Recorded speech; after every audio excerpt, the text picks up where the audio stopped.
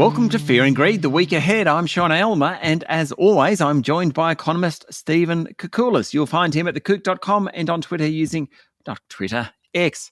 On X using the handle The Kook. Stephen, X user, good morning. Top of the morning to you, Sean. Now, massive week coming up. Before we get into that, there wasn't a lot of data out last week, but the intergenerational report came out. Jim Chalmers released it earlier than we expected, really. We don't expect them every couple of years, but Jim Chalmers wants to keep it top of mind. I suppose the elevator pitch on that one before we get into this week, Stephen.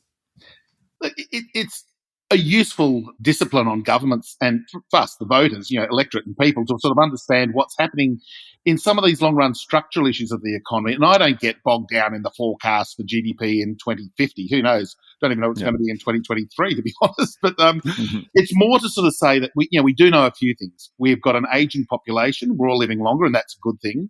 We know that old people tend to cost more than young people to look after with healthcare and pensions and these sorts of things. And that we know that there's a couple of other structural issues going on in the economy. The disability insurance scheme, defence spending is going to be probably more elevated in the next couple of decades than the prior couple of decades. And when we put all these into the great big melting pot called the Intergenerational Report, what it shows that in the next 20, 30, 40 years, there's pressures on the budget. We've got to do perhaps some more about superannuation policy, and even though it didn't speak its ugly word, tax is something that was not really included, and tax reform is something that, look, it'll come around one day or other. But if we're to have this hugely expensive strain on the budget over many decades, someone's got to pay a bit more tax to fund it. Okay. We can talk about that for the next 40 years, Stephen. Yes. Now, let's get into the next few days. Plenty going on. Let's start with economic indicators. The big one this week, at least in terms of of economic indicator, monthly inflation. Monthly inflation on Wednesday, yes. And of course, inflation, the three top priorities of the Reserve Bank and the government and just the business sector more generally, cost of living pressures. And we've had that monthly inflation indicator decelerating from a peak of 8.4% in December, came in around about 5.5% in June. We get the July figures on Wednesday, as I mentioned. The market's looking for another little dip towards 5%. This jump in petrol prices probably won't impact us until we get the August numbers in a month's time. But we're, again, looking for clues that the broad or the underlying inflation pressures are decelerating.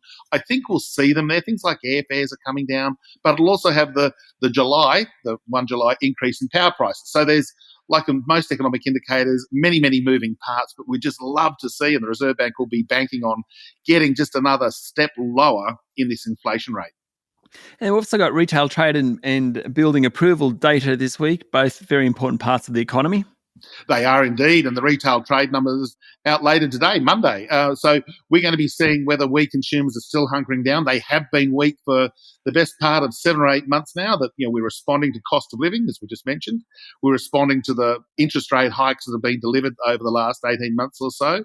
So retail spending has been weak, and again, the banks who look at their credit card and EFTPOS transfer numbers are suggesting that retail spending has continued to soften. So we're likely to see a flat to slightly negative result for July.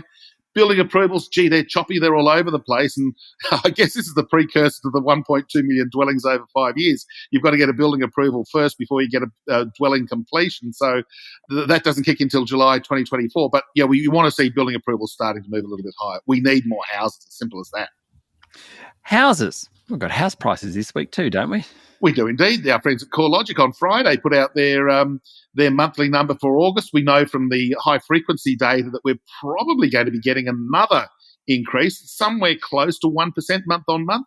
Sydney, Brisbane doing better, Melbourne and Perth sort of middle of the pack, and other cities middle of the pack. But 1% month on month increase will be, I think that's the 6th month in a row that we've had a rise.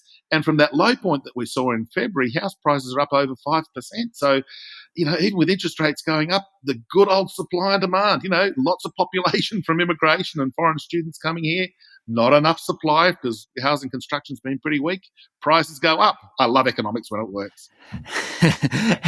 Talking about economics and economists specifically, Michelle Bullock, she's speaking this week, the Deputy Governor, soon to be Governor of the Reserve Bank. The topic, though, is on the environment. Am I right in saying that? Yes. and how that's going to impact the economy. We know, and again, that was one of the issues in the intergenerational report. If we just backtrack a moment, that we know that dealing with the climate, global warming, the move to renewables, again, have really big implications for the structure of our economy. So the Reserve Bank, since Guy Debelle, who was Deputy Governor previously, he left around about a year ago. He was really hot on the topic, pardon the pun, on climate change. So it'll be interesting to see what Michelle Bullock's got to say on the topic. But it clearly is something that will impact economic activity, impact inflation pressures, and again, from a slightly longer run perspective, it has impact on, if places are too hot to live, then, do we get this situation where people will gravitate to the cooler areas? Tasmania might be popular in a long run since it's nice and cool.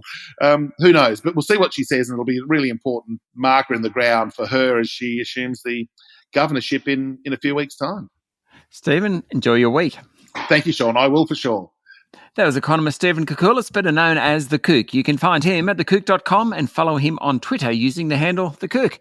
I'm Sean Aylmer, and this is Fear and Greed, the week ahead.